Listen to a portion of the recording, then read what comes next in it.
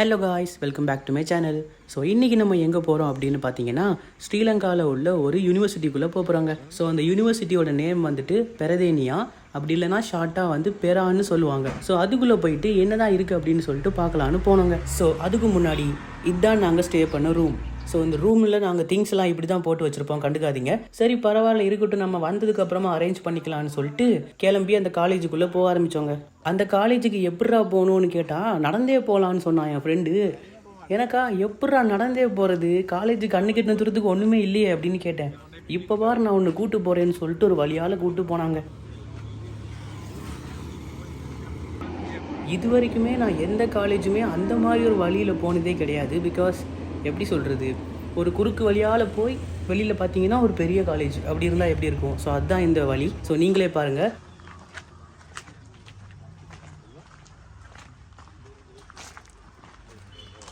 First அவன் என்ன சொன்னான்னா, நாங்கள் வந்துட்டு ஒரு புகையிரத கடவையை கடந்து போகணும் அப்படின்னு சொன்னான். அதாவது இந்த ரயில்வே ட்ராக் இருக்குல்ல, ஸோ அதை வந்து கிராஸ் பண்ணி போகணும் அப்படின்னு சொன்னான். சரி ஓகே அப்படின்னு சொல்லிட்டு கிராஸ் பண்ணோங்க.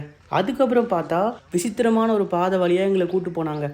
அந்த பாதை எப்படி இருக்குன்னா, ஸோ இந்த மாதிரி படிக்கட்டு இருக்கும், அப்படியே ஏறி மேலே வரைக்கும் போகணும். அந்த மாதிரி ஒரு வினோதமான காலேஜ் வழியாக இருந்துச்சு. ஐ திங்க் இது வந்துட்டு பின்னாடி வழின்னு நினைக்கிறேன். முன்னாடி வழி வந்து நான் வந்து வீடியோட எண்டிங்கில் உங்களுக்கு காமிச்சிருப்பேன்னு நினைக்கிறேன். பிகாஸ் இப்படி ஒரு காலேஜ் வழி இருக்க முடியுமா? இல்லை. ஸோ அதனால் நீங்களே பாருங்கள். ஸோ இப்படி தான் நாங்கள் உள்ளே போனோம். உள்ளே போனதுக்கு அப்புறமே வியூ பார்த்தீங்கன்னா பர்ஃபெக்டாக இருந்துச்சு. ஒரு பக்கம் பார்த்தா மவுண்டெயின்ஸு, அதுக்கு ஆப்போசிட்டில் காலேஜ். ஸோ செம்ம ப்ளசண்ட் வியூவாக இருந்துச்சு. ஸோ அதுக்கப்புறமா ஒரு வழியாக நம்ம காலேஜுக்குள்ளே என்டர் ஆனோங்க. செம்ம பிரம்மாண்டமாக இருந்துச்சு. அது மட்டும் இல்லாமல் அந்த போகிற பாதை ஃபுல்லாக அந்த ட்ரீஸ் மாதிரி 2 சைடும் வச்சுருந்தாங்களா. ஸோ அல்டிமேட்டாக இருந்துச்சு. ஸோ இதுதான் அதோட மெயின் கேம்பஸ். நான் மறுபடியும் உங்களுக்கு காமிக்கிறேன். ஸோ அப்படியே நடந்து போகலாம் வாங்க. ஸோ போகிற வழியில் நாங்கள் மங்கி எல்லாம் பார்த்தோம்.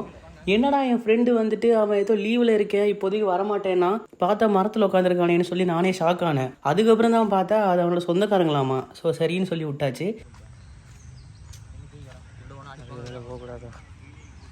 இதில் என்ன ஹைலைட்டுனா, இந்த வீடியோ நாங்கள் எடுக்கலாமா இப்படி போடலாமான்னு கூட தெரில. நாங்கள் பாட்டுக்கு எடுக்கிறோம். ஆனால் என் ஃப்ரெண்டு என்ன சொன்னான்னா, அதெல்லாம் ஒன்றும் சொல்ல மாட்டாங்க, எடுக்கலாம் அப்படின்னு சொன்னான். ஏன்னா டூரிஸ்ட்லாம் வந்து அப்பப்போ பார்த்துட்டு போவாங்கன்ற மாதிரியே சொன்னான். ஸோ அதனால நோ ப்ராப்ளம். ஸோ இப்போ நீங்கள் பார்த்த அந்த பிங்க் கலர் ட்ரீ இருக்குல்ல, அது வந்து உங்களுக்கு இப்போ வீடியோவில் பார்க்கும்போது எப்படின்னு தெரில, பட் நேரில் பார்க்கும்போது செம்ம அல்டிமேட்டாக இருந்துச்சு. ஸோ அதை விட அதிகமாக இப்போ நான் உங்களுக்கு காமிக்கிறேன் பாருங்களேன்.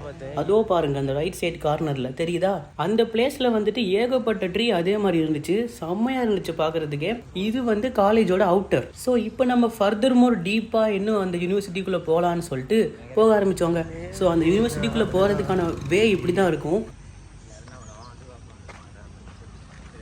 ஒரு பக்கம் பார்த்தா மவுண்டெயின்ஸு, ஒரு பக்கம் பார்த்தா காலேஜ். அல்டிமேட்டாக இருக்கும் அந்த சென்டரில் நடந்து போகும்போது. இன்ஃபேக்ட் உண்மையை சொல்லணுன்னா, என் காலேஜில் இருக்கிற என்டையர் பில்டிங் தான் இந்த காலேஜில் உள்ள ஒரு பிளாக், அதாவது ஒரு கெமிஸ்ட்ரி லேப் மாதிரி. எனக்கே ஆச்சரியமாக இருந்துச்சு. ஒருவேளை என்னோட காலேஜோட மெயின் பிரான்ச் வந்து பெருசாக இருக்கலாம், பட் நான் படிக்கிற இந்த பிரான்ச் வந்து இன்னும் டெவலப் பண்ணலை, இப்போ தான் புதுசாக பில்ட் பண்ணியிருக்காங்க. ஸோ அதனால நம்மளும் வெயிட் பண்ணுவோம். பட் இந்த மாதிரி சினாரியோ கிடைக்குமானா கண்டிப்பாக கிடையாது. நீங்களே பாருங்கள், ஒரு பாலம் கீழே வந்து ஒரு லேக் மாதிரி இருக்குது. இது எக்ஸாக்டாக எப்படி இருக்குன்னா, இதோ இப்படி தான் இருக்கும். அல்டிமேட்டாக இருக்குல்ல. நாங்களாம் ஷாக் ஆகிட்டோம். நாங்கள் நினச்சோம் இது வந்து ஒரு ஆர்டிஃபிஷியலாக செம்ம ப்ளசண்ட்டாக பில்ட் பண்ணியிருப்பாங்க அப்படின்னு சொல்லி. பட் இது நேச்சுரலாகவே அப்படி தான் இருக்குது. ஸோ இதுக்கு வந்து ஆர்டிஃபிஷியல் அழகே தேவை கிடையாது. இதில் திடீர்னு பார்த்தா எல்லாம் ஹீரோயின்ஸ் மாதிரி இருக்காங்க அழகா. அவங்கள பார்த்துட்டு அப்படியே எங்களை திரும்பி பார்த்தா கரடியே காரி துப்போம். அந்த அளவுக்கு ஏன் மூஞ்சி கேவலமாக இருந்துச்சு. சரி என்ன பண்ணுறது, விதி எங்கள் மூஞ்சியில் விளையாடிடுச்சுன்னு சொல்லிட்டு அதை நாங்கள் மறந்துட்டு காலேஜுக்குள்ளே போக ஆரம்பித்தோங்க. ஸோ இதுதான் அதோட மெயின் என்ட்ரன்ஸ்ன்னு நினைக்கிறேன். இதுக்குள்ளே போனீங்கன்னா அந்த காலேஜ் வருமா என்னன்னு தெரில. ஏன்னா உள்ளெல்லாம் கூட்டு போக மாட்டாங்க. நம்மளை வந்து வெளியில தான் அவன் பார்க்க வச்சானே தவிர எந்த பிளாக்குக்கு உள்ளேயுமே கூட்டு போகல. அது மட்டும் இல்லாமல் கூட்டு போக முடியாது, பிகாஸ் நம்ம அந்த காலேஜே கிடையாது. ஸோ அதனால அவுட்டரில் மட்டும் நாங்கள் சுற்றி பார்த்தோம். சுற்றி பார்த்துட்டு அப்படியே வெளியில் போனோம். இதுக்கு நடுவில் நாங்கள் அந்த காலேஜ் கேன்டீன் மாதிரி இருக்கும். ஸோ அந்த கேன்டீனுக்கு வெளியில் ஒரு பாட்டி வந்துட்டு மில்க்கு, அப்புறம் ஏதோ ஒரு ராகி மாவு மாதிரி என்னமோ ஒன்று கொடுத்தாங்க. அது என்னன்னு தெரியல பேர். அந்த மில்க்கை கூட நான் மன்னிச்சிருவேன், ஆனால் அந்த ராகி மாவை நான் மன்னிக்கவே மாட்டேன். எனக்கு அது பிடிக்கவே இல்லை. பட் அது ஹெல்த்தி தான். என்ன எனக்கு ஒத்துக்காது, ஃபீவர் வந்துடும். ஸோ அதுக்கப்புறமா நாங்கள் என்ன பண்ணோம், டேரெக்டாக எங்கள் ரூமுக்கு போயிட்டோம்.